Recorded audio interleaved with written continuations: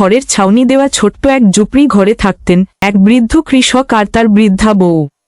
জীবনের সমস্ত সময় মাটি খুঁড়ে ফসল ফলিয়েই দিন কেটেছে তাদের। ছেলে মেয়ে ছিল না, সম্বলও বলতে গেলে কিছুই নেই, কেবল এক টুকরো জমি, যেটাই তাদের ভরসা।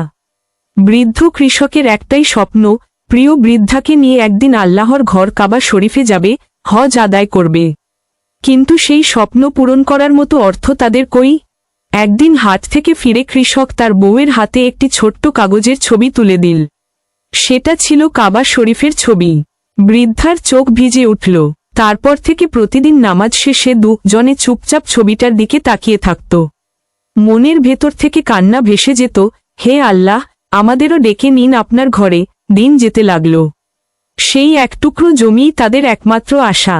আল্লাহর রহমতে হঠাৎ এক মৌসুমে জমিতে এমন ফলন হল যে গ্রামের সবাই অবাক। সেই বিক্রির টাকায় জমল কিছু সঞ্চয়ে। ধীরে ধীরে ভাগ্য খুলতে লাগল, আর একদিন হাতে এসে গেল হজে যাবার মতো পর্যাপ্ত টাকা।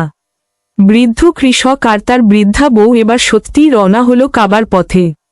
চোখে অশ্রু, হৃদয়ে আনন্দ, ঠোঁটে শুধু একটি শব্দ, আলহামদুলিল্লাহ। কাবা শরীফের সামনে দাঁড়িয়ে তারা আল্লাহর কাছে সেজদায় পড়ে গেল।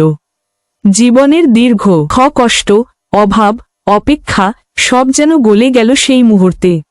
ফিরে এসে বৃদ্ধ কৃষক প্রতিদিন সেজদায় শুকরিয়া আদায় করতেন, হে আল্লাহ, তোমার রহমত না থাকলে এ ক্ষুদ্র দাসের কখনোই স্বপ্ন পূর্ণ হতো না।